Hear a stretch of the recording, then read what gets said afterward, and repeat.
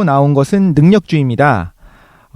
이거를 얘기할게요. 재밌어요, 이것도. 능력주의 세상이 사람을 비참하게 만든다는 건데, 불안하게 만든다는 건데, 과거에, 이제 이건 받아들이고 싶지 않은 분들도 있겠지만, 이건 책의 내용 요약이니까요.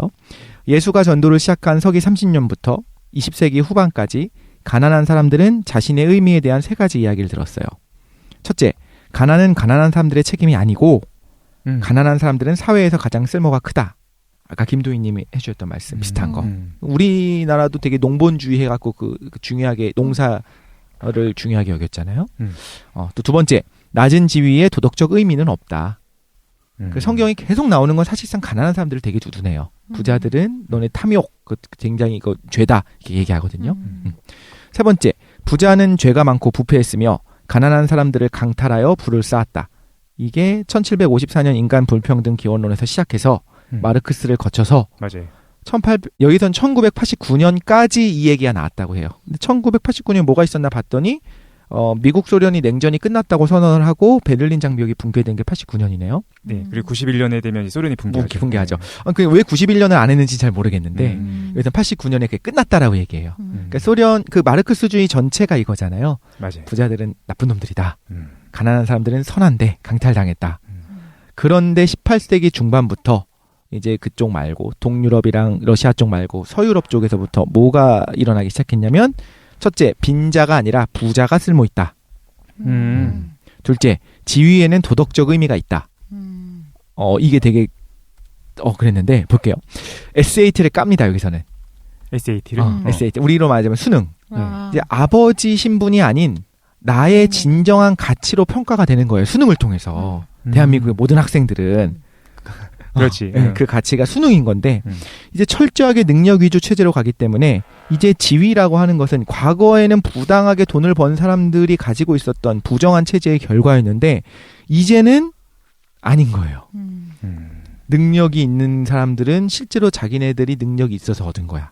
그리고 공정한 그걸 거쳐서 평가를 거쳐서 된 거예요. 그래서 부자는 이제는 더 부유할 뿐만 아니라 더 낫다, 실제로 더 나은 인간이다라는 평가를 받기 시작했다는 거죠. 그러니까 수능이라고 하는 룰이 사회를 정당화시켜주는 거야. 그렇죠.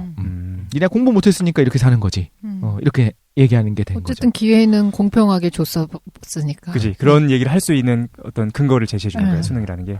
수능 어떻게 생각하세요? 수능 쉽게 나오는 거. 저 이번에 그 수능이 되게 쉽게 나왔었잖아요. 예. 그 다음에 이제 사람들이 했던 어떤 리플들 같은 걸 좀 읽어보면 되게 재밌는 거를 발견했는데 네. 수능이라고 하는 단 한 번의 시험을 통해서 사람을 줄 세우는 건 잘못됐다라고 하는 사람이 되게 많을 줄 알았어요. 더 쉽게 나오는 거를 되게 옹호할 줄 알았는데 되게 많은 추천글을 얻은 게 뭐였냐면 이제 개인의 이야기를 쓰는데 자기가 뭐 30평생, 40평생을 살면서 단 한 번의 공정한 시험이 있었다. 그게 수능이다. 그 이후에는 한 번도 공정한 적이 없었다는 거예요, 삶이. 슬프구만. 그런 말을 하는 사람들이 많았어요. 그렇게 단 한 번의 공정한 시험이 수능이었는데 그게 너무 쉽게 나오기 때문에 오히려 돈 있는 사람들이 더 여러 가지 뭐 입학사정관이라든가 여러 가지 방법을 통해서 대학을 가지 않냐. 오히려 옛날처럼 수능을 어렵게 내는 게 낫다라는 이야기를 되게 많이 봤어요. 좀 놀랐어, 사실. 수능을 부정할 줄 알았거든요. 수능이 하나의 신화가 돼 있기도 하네, 그죠?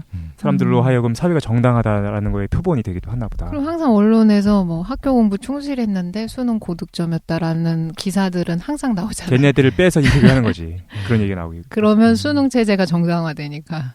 한편은 되게 서글픈 게 얼마나 세상이 불평등하면 자기가 그러니까 그 시험을 잘 본 사람들이 그러니까 얘기를 들어보면 자기가 시험 잘 봤다고는 얘기는 안 해요. 보면은 좀 그러니까 아닌 것 같아. 그때는 학창 시절에는 모르고 공부를 안 했는데 이제 와서 생각해 보니까 가장 공정한 시험은 이거밖에 없었다라는 그분은 거예요. 수능만 잘 보고 다 망한 거 아니야 그 이후에? 근데 독실이가 얘기하는 거는 잘 못 본 사람 같다라는 네, 거죠. 못 본 사람인 것 같아요. 자신이 그렇게 썼어요. 학창 시절 공부를 안 해서 그랬는데. 나중에 생각해보니까 그거만 한 게 없었고 그렇기 때문에 그건 공정하고 좀 어렵게 실제로 실력 있는 사람이 잘 보게 내는 것이 옳다라고 생각하는 사람이 되게 많더라는 거예요. 사실 수능에 대해서 저번에 얼마 전에 그 밖에서 얘기할 기회가 있었는데 생각해보면은 우리가 9등급으로 나눠져 있잖아요. 네. 그러니까 가장 일반적이고 정상적인 사람은 누구냐면은 9등급 중에서 5등급에 드는 사람이 한국에서 가장 정상적이고 평균적인 표준적인 사람인 거야. 그런데 실제로 입시에 있어서 5등급이면 대학 못 간다고 하시잖아요. 그 학교 선생님들이 무시하는 등급이 아니에요. 그렇죠. 그렇죠. 그러니까 이게 조금 수능이라는 그 어떤 뭐랄까 시험의 형식 자체가 뭐 평등할 수는 있겠지. 하지만 그 평등한 시험을 통해서 걸러지는 소수의 사람들만 인정한다는 점에서 굉장히 극도로 불평등한 시험인 거야. 그렇게 생각이 좀 들었어요. 교육 우리 저희 한번 나눠 보기로 하지 않았었나요? 교육에 대해서도. 교육 한번 할까? 한번 하면 재밌을 것 같아요. 알겠습니다. 물어뜯기. 그리고 세 번째로 가난한 사람들은 죄가 많고 부패했으며 어리석음 때문에 가난한 것이다. 라는 인식이 이제 깔리기 시작했어요. 많이 봤죠 저희가. 그쵸. 많이 봤죠. 교육으로도 많이 받고.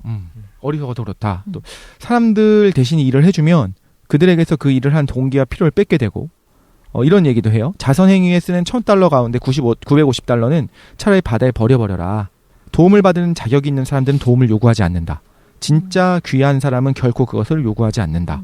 이런 이야기를 하는데 뭐가 생각났냐면 복지를 늘리면 사람들이 게을러지기 때문에 안 된다라고 했던 게 좀 생각이 나는 거예요. 그 인식이 여기서 같이 하는 거죠. 우리 안에 깔려 있을지도 모르는 인식인 거.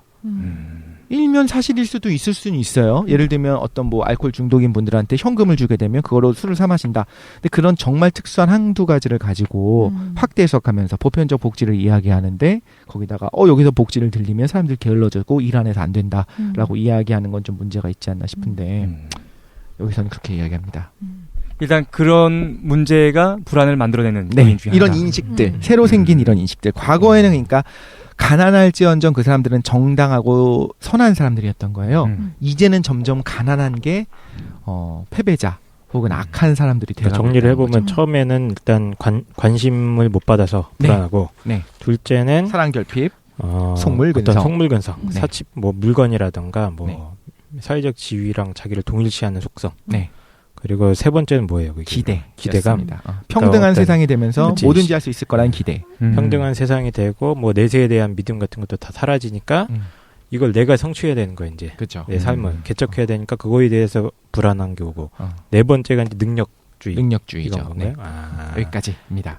이런 것이 사람들로 하여금 불안을 만들어내게 되었다라는 거야. 그러니까 자꾸 실패하면 내가 어떤 도덕적으로 못난 놈 같이 느껴지고 불안하고 이렇다는 뜻인 것 같아. 네. 그거는. 마이클 영이 능력주의에 등장해서 이렇게 말했답니다.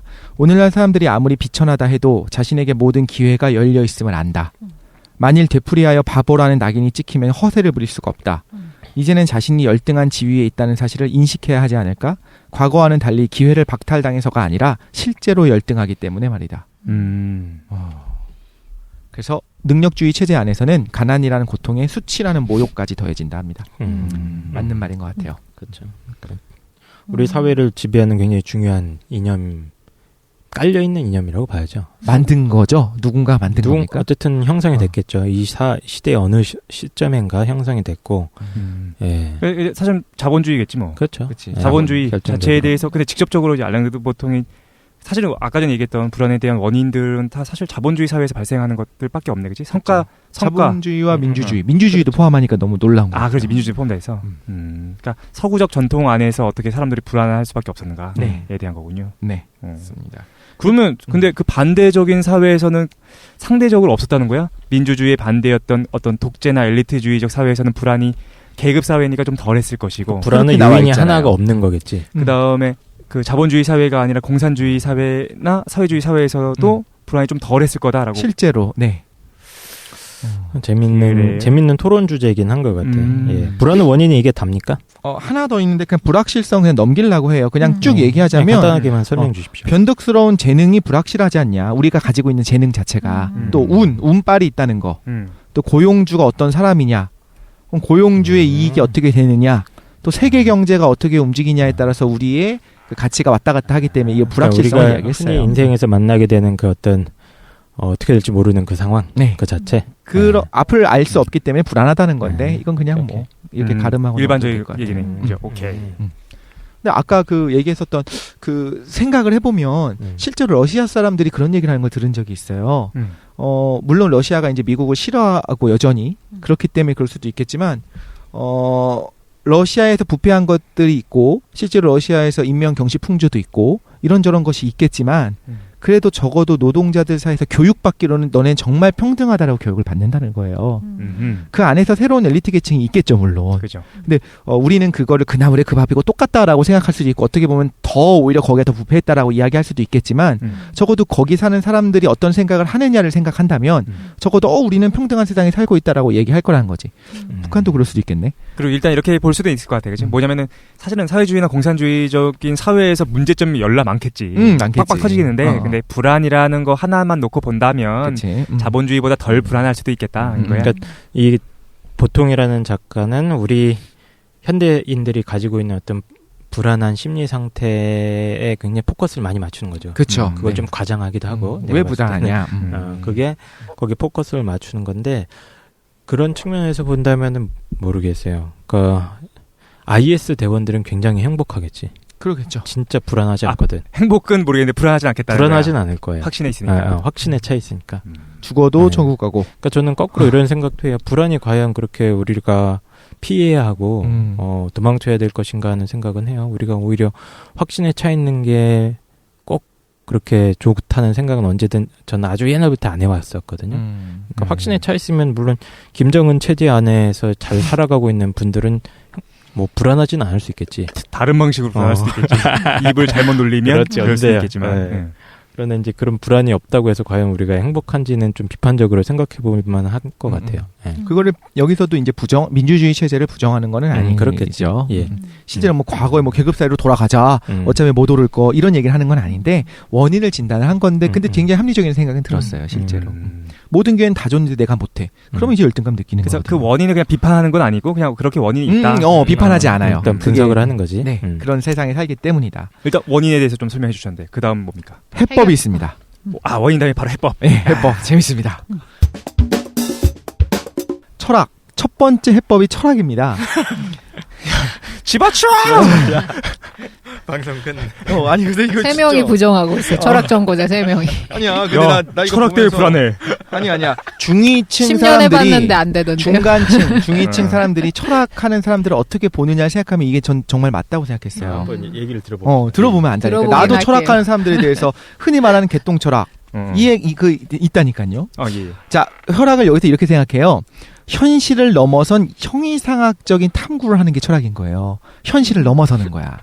현실은 시궁창이지만 그거 이상인 거. 로마의 마르쿠스 아우렐리우스 황제가 뭐라고 얘기했냐면 167년 사람입니다. 칭찬을 받으면 더 나빠지는가? 에메랄드가 칭찬을 받지 못한다고 더 나빠지더냐? 금, 상아, 작은 꽃 한 송이는 어떤가?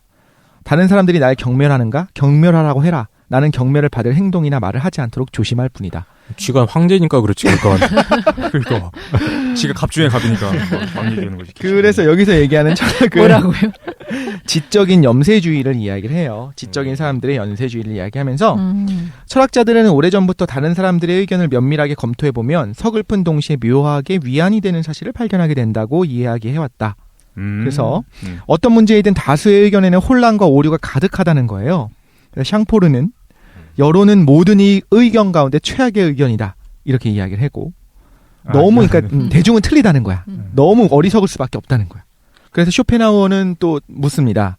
정말로 그 사람들의 평가에 우리 자신에 대한 생각을 바꿔야 될까? 우리의 자존심을 카드놀이하는 집단에게 내맡기는 것이 분별력이 있는 일일까? 이런 사람들이 어떤 사람을 존중한다고 해도 그 존중이 얼마나 가치가 있는 일일까? 하면서 너무 기가 막힌 비유를 하는데 만일 청중이 한두 사람만 빼고는 전부 다 귀머거리야. 그들의 우렁찬 박수 갈채를 받는다고 해서 연주가가 기분이 좋을까? 우리는 일반 진짜 이런 거 다르다? SNS에 올렸으면 진짜 개까였을 텐데. 그렇지. 지적 염세주의. 쇼펜하우어가 완전 털렸을 텐데 이거. 쇼펜하우어가 이런 거구나. 헤겔 질투해가지고 헤겔이랑 같은 시간에 강좌 맞아. 열었다가 학생들이 한 명도 없잖아요. 그래가지고 제 염세 쩔어 있는 애 아니야 그냥 그런 애인데. 근데 한편으로는 그러네. 진짜 불안하진 않겠네 스스로는. 그러니까 지금 말씀해 주시는 게 이 불안 정신승리. 극복 방안이잖아요. 네. 정신승리. 첫째 정신승리. 정신승리. 오케이. 근데 그거를 철학이라고 얘기했네. 알겠습니다. 근데 이제 약간의 중이병스러운 걸 수도 있긴 한데 맞는 말일 수가 있는 게 당장 나의 현실은 시궁창에 가까웠다고 하더라도 가정을 하더라도 더 높은 곳을 바라보는 사람들은 조금 그거에 벗어날 수 있는 거거든요. 이게 여기도 계속 나와요. 그래서 신에게 기대게 되고 자연에 기대게 되고 더 큰 것들을 바라보게 되면 인간 세상이 아웅다웅한 게 별거가 아니게 되는 거예요. 철학은 이제 지적인 거에서 더 거대한 지식을 접하고 나면 그런 얘기를 하는 것 같아요. 명확하게 그렇게 얘기하진 않았는데 근데 사실 우리가 이게 막 비판하지만 무슨 말인지 이해할 것 같아. 너무 웃긴 게 있습니다. 근데 이렇게 인간성을 통찰력 있는 눈으로 바라보는 것이 유용하긴 하지만 한 가지 불리한 점은 이런 관점을 따를 경우 친구가 줄어든다는 것이다. 아, 그런 얘기가 나와? 적절하다. 존나 적절해. 그래서 쇼펜하우어는 선선히 그 가능성을 받아들여서 이 세상에서는 외로움이냐 천박함이냐 둘 중에 하나를 선택할 수밖에 없다. 그래서 모든 젊은이들이 외로움을 견디는 법을 배워야 된다고 충고했대요. 쇼펜하우어가 푸드를 키우지 않습니까? 푸드 한 마리 키울 거야 아마. 예. 사실 열등감 덩어리죠. 그렇지. 쇼펜하우어. 오케이. 그래서 뭐 이런 얘기도 하죠. 학교 선생님들이 그들을 둘러싼 아이들의 거칠고 시끄러운 놀이에 별로 끼고 싶지 않은 것처럼 다른 사람들과 자주 어울리고 싶은 마음이 줄어들게 된다는 것이 쇼펜하우어의 생각입니다. 그러니까 아까 제가 말씀드렸던 어렸을 때 제가 추구했던 길이 아마 이런 방향이었을 것 같아요. 저 같은 경우는. 예, 그러니까 저도 친구 만나는 거 진짜 싫어하고 진리를 탐구해야 돼. 뭐 이런 이상한 생각 있잖아. 더 높은 더 높은 수준의 지식들을 내가 얻어서 나를 업그레이드 시킬 수 있어. 이런 생각을 되게 많이 했던 것 같아. 사실 이거 병이야, 병. 병이야. 정신병이야. 그런가? 저는 저 뭐 생각했냐면 여기다 뭐라고 써놨냐면요. 여기다 김도인 깨달음에 이르는 방법이라고 써놨어요. 그래서? 저는 그것도 비슷한, 그러니까 이게 내가 더 지적으로 높다를 말하는 것이 아니라 지난번에 그 새해 선물로 김도인님이 말씀해 주셨던 것들도 어떤 현실들을 하나하나 이렇게 반추하지 말고 그냥 바라봐라라고 했잖아요. 그거는 어떻게 보면 현상에 대한 그 공부라고도 할 수 있는 거 아닌가요? 이런 일들이 생길 수 있구나. 근데 아주 미묘한 문제가 발생하는데 어떤 문제가 발생하냐면 철학이나 아니면 이제 인문학을 공부해서 지적인 사람이 됐을 경우에 어떤 사람은 이렇게 할 수 있어요. 김도인처럼, 그러니까 다른 사람의 평가와 달리 다른 사람은 다른 깨달음이 있는 거야. 근데 나는 현실에서부터 초월된 다른 깨달음을 얻음으로써 그걸 극복하는 사람이 있는 반면에 어떤 사람들은 어떤 게 이제면은 내가 인문학이나 지적인 내용을 배웠기 때문에 더 고결하다고 생각하는 거예요. 그렇죠. 네. 그러면서 이제 불안을 극복할 수도 있겠지. 그 미묘한 차이를 좀 이해하긴 해야 될 것 같은데. 아큐 같은 거네요. 그렇지. 근데 우리가 걱정하는 거, 철학이 왜 그런 깨달음을 못 주냐라고 우리가 비웃었냐면은 대부분의 철학을 하는 사람들이 그렇게 쉽게 빠져요. 나는 철학을 공부했고 대중은 아무것도 못 배우고 어리석은 거야.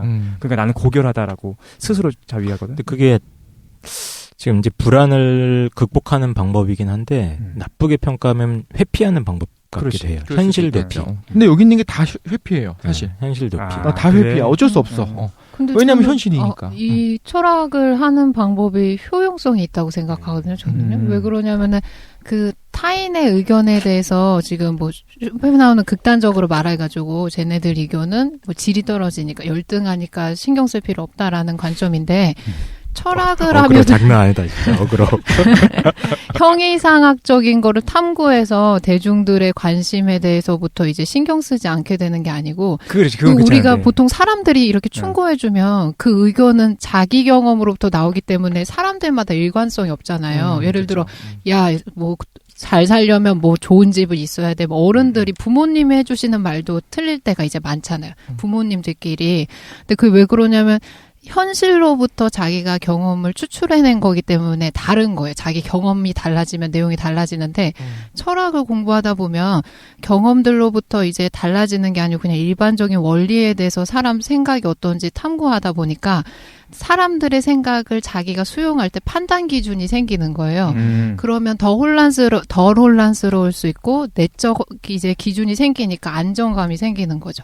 그러니까 타인의 기준을 자꾸 따르면 타인의 기준은 내 기준이 아니니까 오락가락 하잖아요. 그래서 그 기준에 맞추면 내가 휘둘리는데 철학을 통해서 내 기준이 확립되면 안정감이 생겨서 불안을 극복할 수 있는 원리가 될 수 있는 것 같아요. 그거는 동의할 수 있다. 네, 실제로 그런 효용성이 있는 것 같아요. 저 개인적으로는. 그게 나와요. 내가 지금 까일 것 같아서 지금 문득 생각해보니까 철학을 조롱한 게 아니었거든요, 저는. 근데 여기 뭐라고 나오는 부분이 있냐면 철학적인 접근 방법의 장점이 심리적인 면에서 누가 우리에게 반대하거나 우리를 무시할 때마다 상처를 입는 대신에 먼저 그 사람의 그런 행동이 정당한지를 먼저 검토해보고 정말 그게 진실한지를 확인해보고 한다라는 내용들이 사실 지금 김 교수님 말씀해 주신 거랑 비슷한 것 같아서 그런 내용이 있다가 마지막에 결과적으로 이걸 못 배운 것들이 나에게 하는 비판은 나한테 영향을 주지 않는다는 얘기를 한 거죠. 그러니까 어떻게 보면 이런 생각도 들 수 있어요. 지금 세상 자체가 문제가 생겼어. 세속적이야.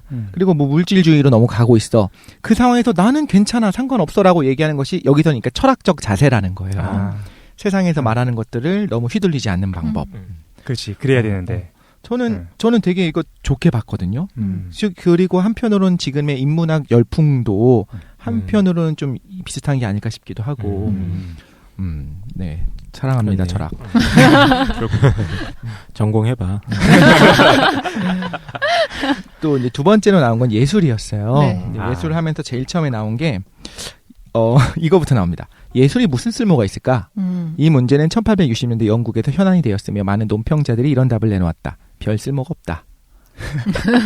맞아. 그러니까 좀 비슷한 생각을 했었다고 했잖아요. 전 문학도 쓸모가 없다고 생각했으니까 예술이라고 하는 거는 일종의 잉여에서 시작되는 거잖아요. 그래서 정말로 어떤 쓸모가 있을까 철저하게 좀 극단적인 생각까지 했었거든요. 그런데 이제 말하자면 예술이 무슨 쓸모가 있는지를 보통 이제 얘기를 하기 시작하는 거예요. 그래서 아까 얘기했던 최 사장님이 했던 서양 미술사 얘기를 하고 있어요.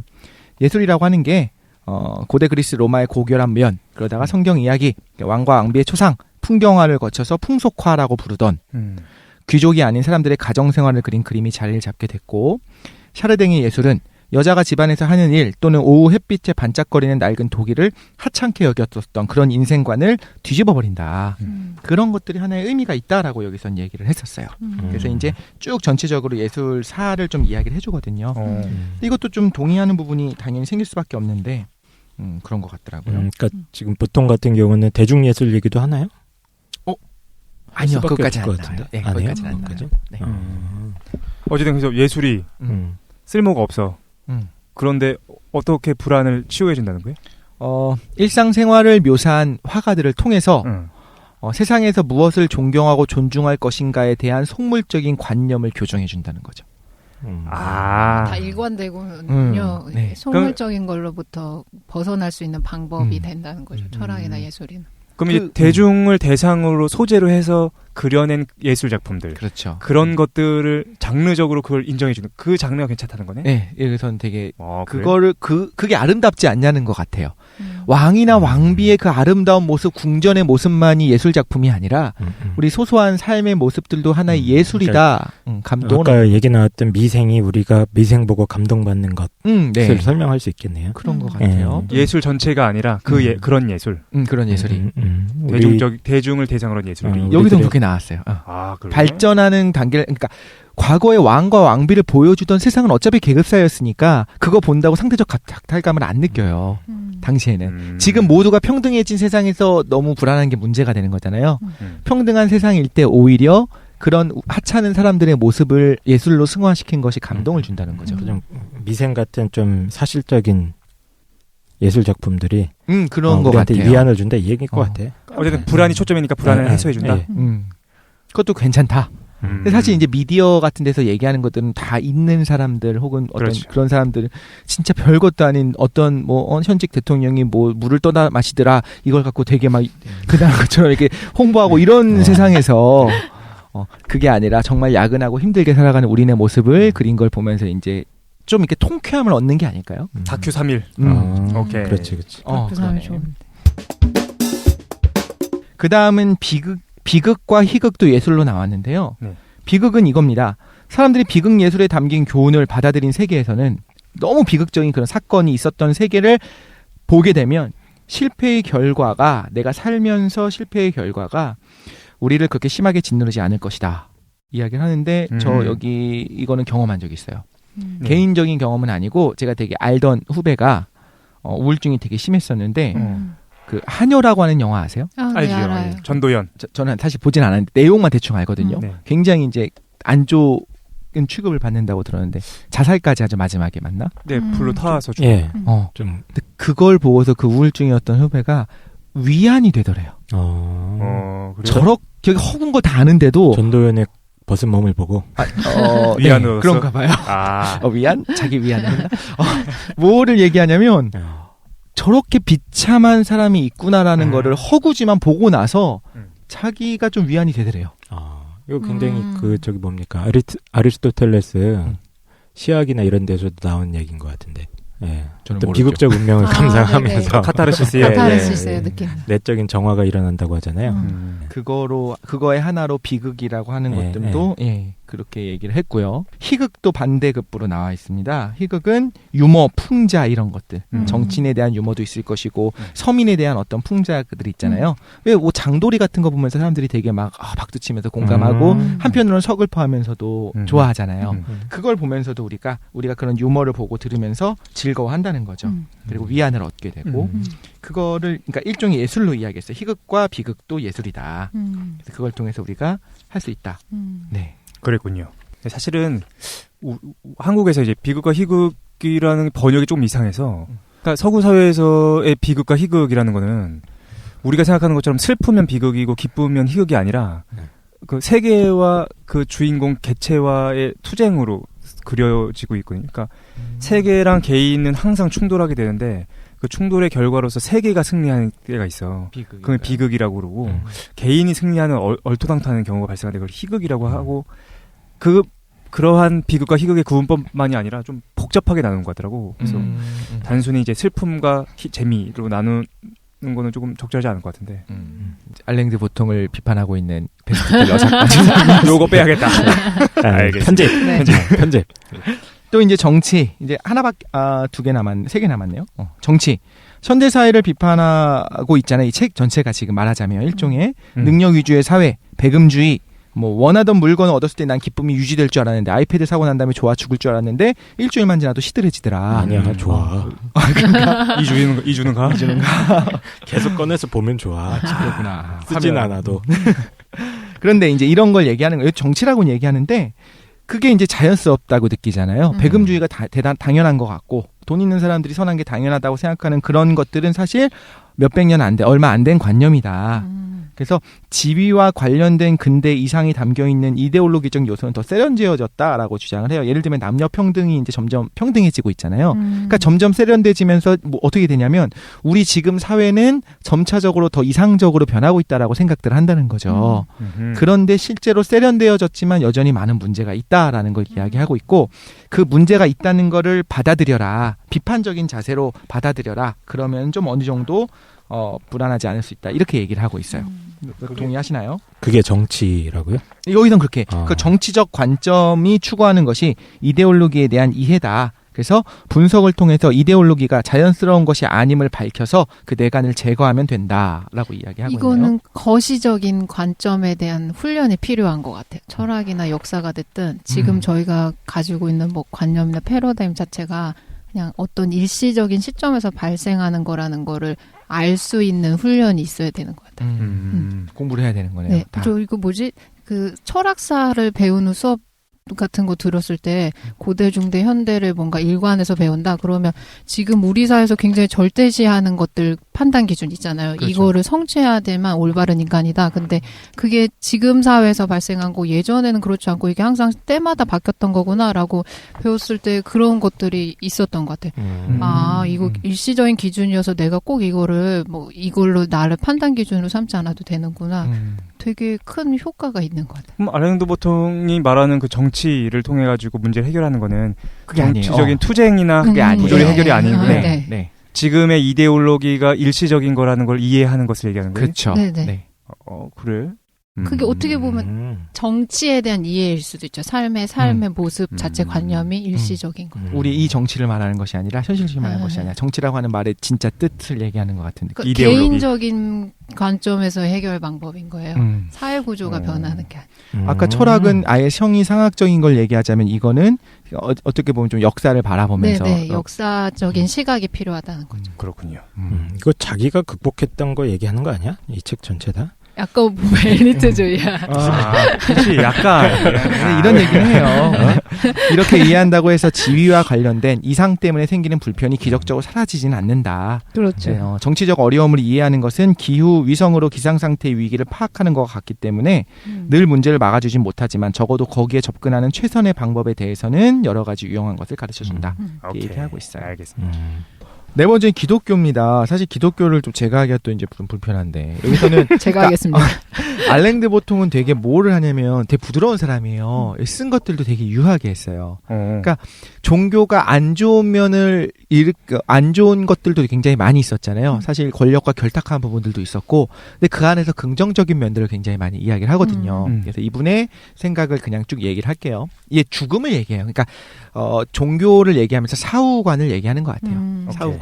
그래서 일단 여러분이 보시면서 들으시면서 이해하셔야 되는 거는 여기서 말하는 건 성경적인 기독교 그리고 기독교의 중세에서의 나타났던 모습들을 이야기하는 것 같아요. 혹은 종교 전체를 얘기하는 걸 수도 있고요. 그러니까 한국의 기독교를 말하는 건 아닙니다. 그런데 사실 한국의 기독교 안에 이렇게 깊이 있게 들어가면 좀 불안이 없어지긴 하거든요. 그래요? 뭐 IS 들어가도 불안 없어진다니까. 그러니까 그런 의미로 얘기하는 거지. 북한 사람들이 불안해할까라고 생각한다면 아닐 수도 있는 거지. 위대하신 우리 순영님이 다 알아서 해주시고 위대하신 우리 공주님이 다 알아서 해주시고. 오케이. 자, 그래서 기독교적인 죽음의 경고가 여기서 나와요. 그래서 죽음을 생각하면 어느 정도 해결이 된다라는 건데 실제로 교회 안에서는 그게 있어요. 내세가 있고 지금 여기서 살아가는 거, 내세가 우리의 본향이다. 우린 돌아갈 거다. 그런데 여기서 살아가는 거는 선하게 살기 위해서 하나님의 뜻을 이루기 위해서 노력을 해야 된다. 라고 이야기를 하기 때문에 여기서 내가 남들보다 좀 뒤떨어져도 괜찮은 거예요. 하나님 보시기에 선한 일들을 하면서 살아가면 되는 거고 내세의 소망이 있는 거예요. 아까 얘기했던 건 내세가 없다라고 가정할 때 얼마나 이 삶이 치열해지는가를 얘기했잖아요. 그러니까 반대를 얘기하는 거죠. 우리가 돌아갈 곳은 천국이기 때문에 여기는 그러니까 이방인이다. 이게 우리의 본향이 아니다. 그러면 여기에 너무 많은 뜻을 두지 않을 것이고 우리가 여행을 다닐 때 이것도 적절한 얘기인지 모르겠는데 전세를 살거나 월세를 살 때는 그 집에 크게 그 집에 사랑을 쏟지 않거든요. 그죠. 정말 그게 맞는 것 같아요. 내 집이 아니고 난 또 이제 2년 뒤에 이사 갈 거거든. 내 집을 사고 나면 거기에 대해서 이제 마음을 두기 시작하는 것처럼. 그렇지. 마음 쓰지 여기다. 그치. 여긴 이방인이다. 우린 이방인이다. 이야기를 하고 톨스토이가 이제 그랬다면서요. 톨스토이가 썼던 것들 죽음의 영감을 받아서 자신을 살핀 기록인 참회록, 전쟁과 평화, 안나 카레리나 이런 거 이거에 대해서 이야기를 하면서 그래 사마라에 땅 6,000 데샤티나 말 300마리가 있다고 치자. 그래서 어쨌다는 건가? 그래 고골이나 푸슈킨이나 셰익스피어나 몰리에르보다 세상의 모든 작가들보다 더 유명해진다고 치자. 그것이 무슨 의미가 있단 말인가? 나는 답을 찾을 수가 없었다. 그래서 톨스토이가 의문을 가라앉힌 답은 신이었고 그래서 여생을 예수 그리스도의 가르침에 순종하면서 살게 되었다라고 합니다. 톨스토이는 그렇게 거기에 귀의해서 불안을 해결했다는 거죠. 근데 이건 효과적인 방법일 수 있는 거고요. 한편으로는 또 비슷한 것들이 좀 얘기가 나오는데 부자든 누구든 다 죽더라. 이걸 보게 되면 스티븐 잡스가 죽는 걸 보면서 마음 아프죠. 마음 아프기도 한데 뭐 그분이 좋은 분인지 나쁜 분인지를 떠나서 어마어마한 부자의 어마어마한 성공을 이룬 사람도 죽으면 똑같네? 라는 생각을 하는 것이 일종의 위안이 될 수 있다. 불안을 해결할 수 있다라는 거죠. 더 큰 걸 봤을 때. 진시황이 정말로 영원히 살았다면 굉장히 우리 열등감을 느꼈겠지만 그렇지 않으니까요. 또 비슷하게 나오는 게 종교 안에 뭐가 있냐면 폐허를 봤을 때 혹은 장대한 풍경을 봤을 때도 마찬가지로 이거예요. 고만고만한 사람들 중에서 되게 높이 잘난 사람을 보면 우리가 열등감을 느끼잖아요. 근데 그 장대한 풍경을 본다든가 과거에 찬란했던 유적지를 보게 됐을 때 이런 영광들도 시간이 지나면 다 사라지는구나. 혹은 장대한 풍경 앞에서 참 인간 세상에서 아웅다웅하는 게 별게 아니구나라는 거를 깨닫게 되면 불안이 좀 사라진다. 나는 4대강을 보면 되게 불안해지던데. 장대하게. 좀 더 장대하게 돈을 좀 더 쏟아 부어야 되는군요. 운합하셨어야 되는. 알겠습니다. 그리고 기독교 공동체에 대한 이야기도 합니다. 공동체 안에서의 기독교 어떤 선한 기독교의 모습을 이야기한다면 사실 교회 안에서는 평등해지는 건 맞거든요. 그러니까 교회 안에서 뭐 지금은 목사들이 이렇더라 저렇더라 이게 비판을 하기도 하지만 기본적인 정말 기독교 정신은 정말 평등한 거예요. 실제로 카톨릭 안에서 너무 계급이 심해지기 때문에 다시 성경으로 돌아가자. 성경도 아무나 못 보게 했었단 말이죠. 카톨릭에서는. 그것도 물론 그렇지. 이유는 있어요. 성경을 아무나 보고 마음대로 해석하게 되면 이단이 될 수 있기 때문에 정말 좀 제대로 된 사람들만 봐야 된다라고 해서 이제 사제들만 볼 수 있었던 성경을 그런 거 없다. 루터가 얘기했던 거는 만인 제사장이다. 누구나 제사장이 되고 누구나 성경을 보고 하나님 앞에 똑같이 나올 수 있다라는 걸 얘기하면서 종교 개혁이 일어났잖아요. 그러니까 교회 안에 있는 정신 자체는 기본적으로는 평등하다는 거예요. 실제로 뭐 목사님이든 집사님이든 실제 뭐 그러니까 목사라고 하는 것도 하나의 직분인 거지 실제로 더 우월한 걸 말하는 건 아니거든요. 그 공동체 안에 있는 것도 불안의 해결 요소가 될 수 있다라는 것들을 이야기하고 마지막으로 나온 거는 이것도 이거 동의할 수 있는지 모르겠는데 되게 재밌는 얘기가 나왔어요. 첨탑들이 하늘로 105m, 즉 34층 마천루 높이로 치솟은 샤르트르 같은 성당은 못 가진 자들의 본향이었으며 그들이 다음 생에서 누리게 될 경의의 상징이었다. 그들의 지상의 거처가 아무리 초라하다 해도 그들의 마음속에는 성당이 속해 있었다. 그래서 그 아름다움은 내적인 가치를 반영하기 때문에 스테인드 글라스 창과 천장은 예수가 그들에게 전하는 메시지의 영광을 생생하게 드러냈다. 근데 이거는 제가 그 사람들의 삶을 생각했을 때 너무 공감하게 됐어요. 왕들의 사는 그 궁전보다도 더 웅대하고 장엄하게 만들어진 그 성당을 보면서 이건 귀족 거야 혹은 이건 교황 거야라고 생각한 게 아닌 거예요. 가르침은 이것이 하나님의 그거를 상징하는 거다.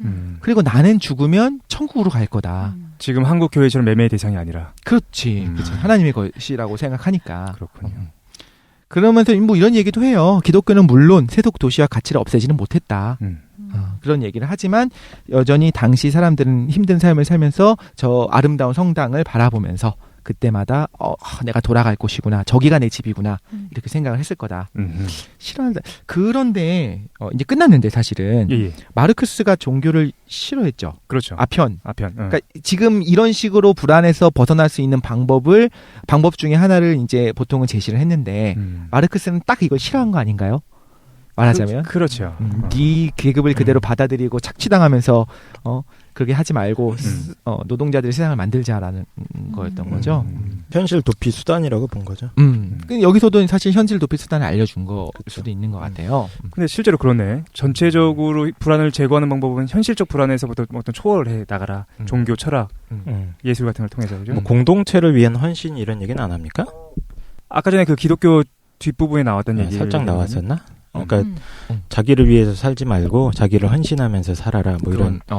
네. 역시 보통은 거기까지는 안 해봤구나. 저는 그거를 얘기하고 싶었어요. 아까 사실 여러분 우리 패널들이 이렇게 철학을 하셨잖아요. 네네. 그런데 저는 이제 철학의 하나의 방법이라기보단 무슨 생각을 했냐면 그 가난한 사람들 옆에 정말 가서 자기가 이걸 통해서 나는 정말 도덕적인 사람이라는 우월감을 느끼려고 하는 것이 아니라 진짜 그 사람들의 눈물을 닦아주면서 거기서 쾌감과 기쁨을 느끼는 사람들이 있잖아요, 실제로. 네.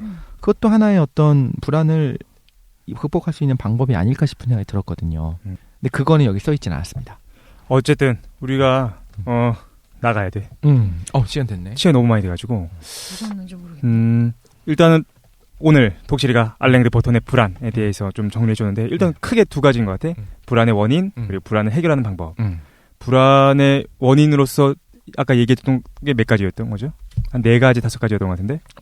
네. 대표적으로 뭐가 있었습니까? 사랑 결핍, 속물근성, 기대, 능력주의, 불확실성. 해법은? 철학, 예술, 정치, 기독교. 오늘 안 했는데 보헤미아 아시죠? 그 떠돌아다니고. 그렇군요. 일단 그래서 우리가 이름은 많이 들어보고 사실 유명한 책이라서 읽어보신 분들도 많을 것 같은데 그거에 대해서 우리가 같이 한번 얘기를 했는데 토론 못했네, 그지? 아쉽게. 그러니까 시간이 너무 없으니까 우리 짧게 한마디씩 한 다음에 이거 좀 정리를 해야 될 것 같다라는 생각이 듭니다. 어떻게 보셨나요? 제가 먼저 얘기를 하면 사실 나는 이 책을 안 읽었기 때문에 그 내용을 그냥 전혀 몰라는 상태에서 들었는데 저는 이제 하이데거를 공부하면서 하이데거는 불안이라는 감정적 상태를 가장 본질적인 인간의 근저라고 생각하거든요. 그러니까 불안이 당연한 건 거야. 불안하지 않은 상태는 비본래적 상태로 내가 짧게 하자면서 어떤 넘어선 그런 모습이거든요. 그래서 이걸 들으면서 되게 다른 방식으로 접근했구나라는 생각이 들었어요. 그래서 불안을 꼭 제거해야 되는 감정인가라는 생각을 해보게 됐다라는 겁니다. 다른 분들은 어떠셨나요? 저도 똑같은 생각인데, 그러니까 지금 이제 불안과 맞서 싸우는 방법들에 대해서 이분이 얘기를 해주신 것 같아요. 그렇지. 그래서 나를 불안하게 만드는 조건들을 이제 직시하고 이해할 수 있는 힘을 길러라.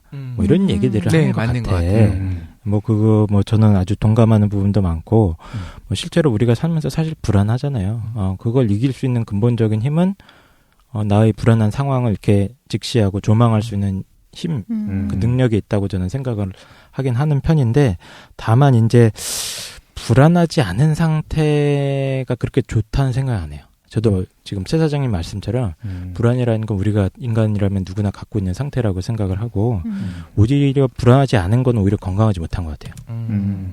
자기가 처해 있는 진실을 피하고 있는 것 같거든요. 그럴 수도 있지. 예. 그러니까 IS 전사들이랑 일베 이런 분들은 굉장히 평화로울 거예요, 내면에. 자기 확신에 자기 확신에 차 있죠. 하지만 이들이야말로 어떻게 보면 공동체나 자기 자신을 파괴하는 괴물 같다는 생각도 해볼 수 있을 것 같습니다. 그래서 인간은 어쨌든 평생 불안하게 살아야 되지 않나. 내가 불안하다고 너무 불안해하지 말자. 불안하고 오케이. 멋지다.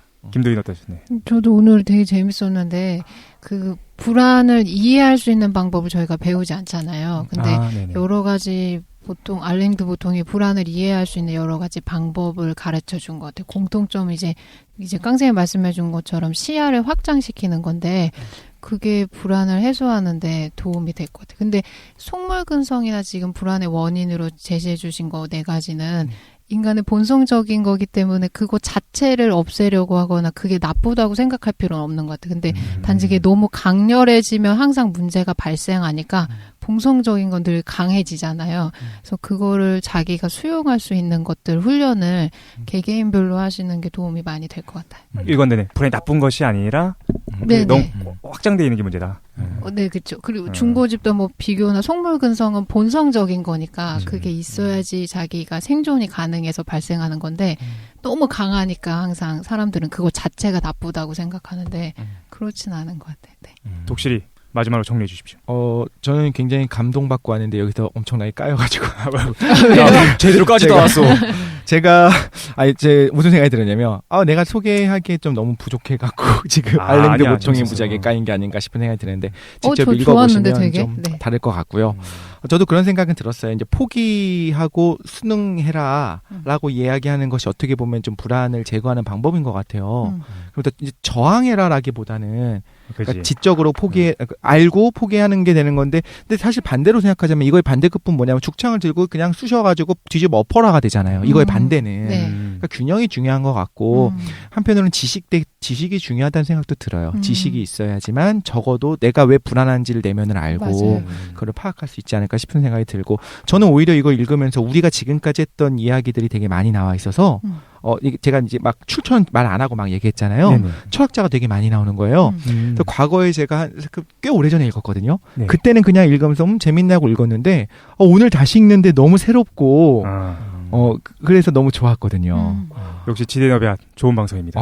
그러니까요. 근데 정리 너무 잘해주셨어요. 저 항상 신기한 게 문과적인 그런 맥락의 책들을 저렇게 잘 설명하고 이해해서 얘기해 주시는 게 너무 신기해요. 그러니까 재밌게 잘 들었어요. 진짜? 네. 신기하다. 어쨌든 스스로 자화자찬은 매번 훈훈하게 끝나고 있습니다. 요즘은. 그러니까 좀 토론 좀 해야 되는데 물어뜯고 말하는데 아직 알겠습니다. 쓰레기야 저거. 그러니까 불안하지 말라고. 다음에 마지막 지대북을 김도인이 준비하고 계시죠? 네. 책 정하셨나요? 안 정했습니다. 알겠습니다. 기대 많이 하고 있겠습니다. 인생은 역시 불안해. 뭐 할지 몰라. 뭐 할지 몰라. 오늘 여기까지 하는 걸로 하고 다음 시간에 만나 뵙는 걸로 하겠습니다. 네. 수고